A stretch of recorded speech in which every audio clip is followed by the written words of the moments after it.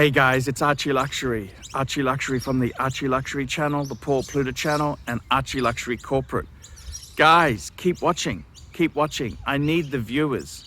I need the viewers. I need the subs. I need it. Like, subscribe, and tell your friends. Tell your friends, whether you like them or hate them. Just tell them anyhow. ArchieLuxury on YouTube. Hi guys, it's ArchieLuxury here. ArchieLuxury on the Paul Pluta channel doing a paid review. This is 20 SE40. Paid review 20 SE40. And this is for Johnny. And Johnny says, Hey, Mr. Paul. My name is John and I'm an architect by profession and I need your opinion on my current watch collection. Quick, West watch check! I'm wearing a 5127 Patek Philippe. This is a Grand Classique from Patek Philippe. It's the Calatrava. Okay. So this guy here has got a 5-piece meal hunger buster. Thank you in advance. Kind regards, John. Okay, let's go through the list and let's see what we think. Number one, we have a JJ Lecoute. I got my JJ Lecoute. And we've got a JJ Lecoute Reverso tribute to 1931. I've owned that same watch. I love it. I absolutely love it. Love that piece. Hi guys, ArchieLuxury. And who do I recommend in America? In America, who do I recommend for quality pre-owned wristwatches? David SW.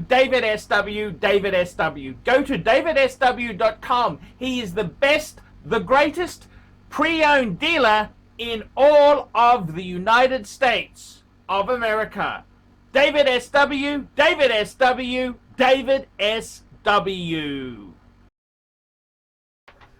Okie dokie, so he's got a really cool Reverso.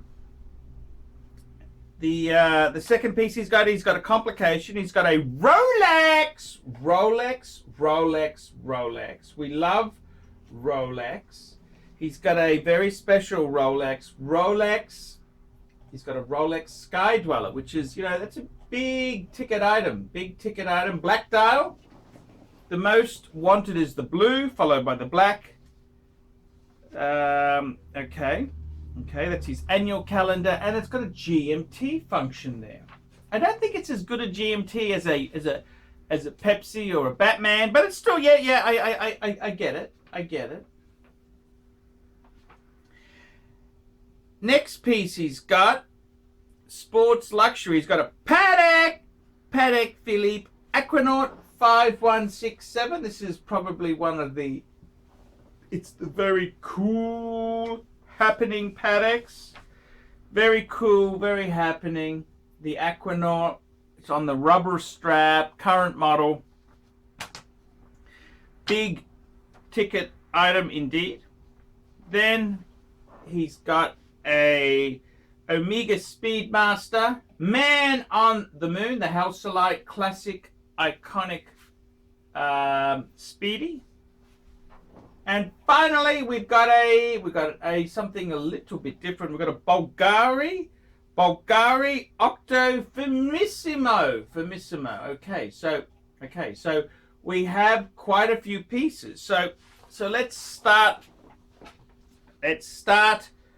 from the beginning there. And so the first piece is, of course, the Reverso. The Reverso tribute to 1931. Again, when you take these photos, don't send me massive images, smaller images, because I got to reduce them anyhow, and it just bogs down my mailbox. And you've used a flash. That's the worst thing you can do. You take a photo, flash, it just looks terrible. Okay. Is that a Beluti strap? At one stage, I think you could get an optional Beluti leather strap. but it looks nice. It looks nice. Look, iconic reverso. It's very simple. It's just a minute and hour watch. Very simple reverso. True to form. It's sort of the original. It's sort of like the Patek Philippe 5196. It's harks back to the original. What do I think of that watch? I've actually owned it. I've owned that model, and I loved it. I loved it. I really did love it. I kind of regret selling it, but it was a great watch. It was a really cool watch. A really cool watch. So I got to say, full marks for that. That's a great piece. The next piece is the Rolex. The Rolex Sky Dweller. So this is steel with the white gold bezel. Look, it's a great watch. It is a very good watch. It's an annual calendar, which it's I don't think it's, you know, the annual calendar itself. I don't think it's as good as Patek's annual, because it doesn't tell you the day of the week. It tells you the date and the month, but it's got a weird. It doesn't tell you the month as a name. It's got a dot, which I don't know if it really does it that well. But Sky Dweller is an amazing piece. It's a big hefty Rolex. It's a lovely watch. I got to tell you, it's a lovely watch. It is a highly sought after. It's a beautiful watch. I got no problems with that watch at all there. It is absolutely gorgeous. It's a beautiful businessman's Rolex. Then we've got the Patek. The Patek, the 5167, which, you know, I got to tell you, it's a bit on the, it's a bit of a show-offy sort of Patek. I kind of think people like this watch because it's hard to get. They don't like it because they love Patek, and it's kind of, it's a watch. It's a great watch. I love it on rubber, and you know, I've warmed to it over the years, but the popularity, I mean, personally, if I was buying a Patek, newish Patek, I'd get a 6006. Actually, I did. I got a 6006. I think that is a far superior Patek to the Aquanaut. It's got a 240 movement. It's in white gold. It's got so much refinement to it, but the Aquanaut is super hot, and I get it. It is an iconic watch. It is iconic. So yes, I think in the collection it's a beautiful piece. It's a beautiful piece. And then of course we've got the Omega Speedmaster Man on the Moon. This is watch number 4. Yep, look, it's just iconic. The Speedmaster Man on the Moon, I'm actually craving for one myself. It's iconic, manual wind. It harks back to the original. I think it's just an icon. See, this is the whole thing. You've got some amazing heavy hitting watches here. We've got Patek, Aquanaut, we've got the Rolex Sky Dweller, and the Reverso. So this Omega is the cheapest of that set, but it's got a lot of punch, and I think this just shows you how great the Omega is. It is a very cool watch. I love it. I absolutely love it. And finally, we've got the Bvlgari Octo Firmissimo. I gotta be totally honest with you, I can't stand it. I can't stand it. I think it's okay. You've got the titanium. It's titanium case and bracelet. Look, Bvlgari, I've always felt Bvlgari was never, you know, they had some ladies watches. They got the serpent, you know, the snake sort of Bvlgari. But as far as men's watches go, they really went avant-garde with this.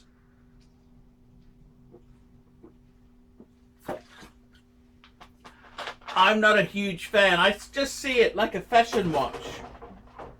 It's kind of like a Cartier.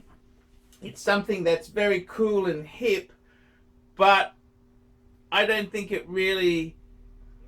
I don't think it's worthy of this collection. I think it's the weak spot. I think it's the weak spot. I think this watch here, I would probably ditch it. Okay, there's a lot better, more exciting things you can get than a Bvlgari Firmissimo. It just doesn't do anything for me. It just, I mean, I got to be totally honest with you. You asked me my opinion there. I kind of, you know, looking at the watch, yes, it's got that Gerald Gentra, you know, that design elements. I get it. I get it. I mean, these are big money, $20,000. But I got to be totally honest with you. It's Bvlgari. It's a fashion watch. It's not really what I would call cool. You know, it's such a try hard brand there, and I think, what are they trying to be, AP in a cooler way? You know, it kind of cheeses me off a bit there. Yeah, I'm just looking at the picture on my teleprompter here. Yeah, it's just it just does absolutely nothing for me at all, and it's yeah, it's it's got a very, very interesting type. The movement is nicely finished, which, you know, for Bvlgari it is a how do I say this? It uses a micro rotor. But I don't think this is really what I'd say as a men's watch. I just don't see it as a men's watch. I kind of see it as being a I kind of see it just as being like a kind of a fashiony, fickle sort of watch. They've gone in here to kind of you know, get the younger market very hip and happening. Watches is making a lot of money. It's kind of ungenuine. That's what kind of shites me about it. Is it a great sort of looking piece there? I don't think it is. I really it uses the BVL138 movement. It's pretty thin. The micro rotor is made of platinum. Okay, interesting.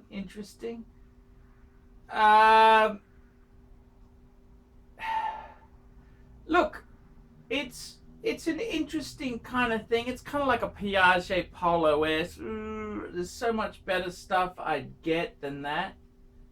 It's just not my cup of tea. There's so much better stuff. The steel one's 11.8. 11.8. That's yeah. I kind of when just looking at this watch here, it doesn't really appeal to me as a special kind of a watch there. You know, the thing is, I think it's a very trendy, you know, it's just one of these niche sort of products. I think with Bvlgari, you either get it or you don't. To me, I absolutely don't see the value in it. I mean, I kind of, you know, Bvlgari had so many average watches, you know, the B01, the solar. They had a number of watches that they released, and I gotta be honest with you, they never really were my. I never thought they were a cool sort of watch there. They were kind of, they were shooting for a market, a very trendy, hip sort of market. I get it, but I'm not sure I'd really spend the money and get Bvlgari. I think there's so much better stuff you can get. Why you get Bvlgari is, I mean, everything else in the collection I quite like. The Reverso, the Sky Dweller, the Paddock. The only problem with the Paddock is it's sort of for posers, you know, but, you know, I kind of think, yeah, it's got some legs, but when I kind of see the Bvlgari, that's kind of the weak link in the collection. I kind of think, oh, you know, it's really, really fallen there. Second hand, 16,000 Aussie. What's that? 12,000 US. I think for 12,000 US, there's a lot better watches I'd rather have. You know, I kind of think, yeah, it just doesn't really pop. It doesn't pop. I mean, there's so many better watches I get than that. You know, I kind of think I would really prefer to have something iconic. Always, I think the thing is, when you buy these obscure brands like Zenith, I'd much rather, if you had a Zenith chronograph, I'd be saying to you, man, what a cool choice. Got everything's looking good, but you got garbage. You put garbage in there. The Bvlgari, I think, is high-priced garbage. Just doesn't interest me. It just doesn't. So I'm disappointed. I'm disappointed, a man of you're an architect. Okay, you get the design elements of the Bvlgari. Okay. I think the Bvlgari is the weak spot. It's the only point of contention. Reverso, check. Sky Dweller, check. Aquanaut, check. Moonwatch, check. Bvlgari, you know, it's kind of, I don't approve of it. I don't approve. But hey, you might really like it. I mean, Bvlgari's not the worst brand, but it just doesn't, I just don't know whether it really ticks any box. It doesn't make me happy. You know, I kind of looked at the collection and thought, wow, this guy's got some really cool stuff. Then he got the Bvlgari. You know, it kind of bums me off. But I think as far as the collection goes, really good stuff there. I would stick to the big, you know, stick to the popular models. Stick to the icons. The Bvlgari, you got the Reverso. You got a very iconic Reverso. You can't go wrong with that. The Rolex, you got the Sky Dweller. The Sky Dweller was the flagship. It was kind of like the modern day. It's taking over from the Day, the President. So that's a great watch. You've got the Paddock. The Paddock is lit. That's money in the bank. The Omega. The Omega's not a lot of money compared to these other ones, but it's just so iconic. Then you got the Bvlgari. I mean, for the price of the Bvlgari, there's so much better stuff I would have chosen.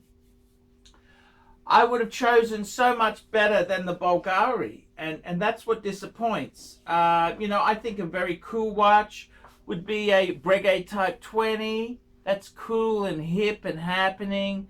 Maybe, you know, I would love to see you have a Paddock dress watch. See, this is the problem. A lot of these watches, I just think you just don't have the love. If you had a Paddock 5196 in there, I could say, hey, this is a purist. Yeah, he's got an Aquanaut, but he's a purist. By having the Bvlgari, it just doesn't make me happy. So that's the verdict.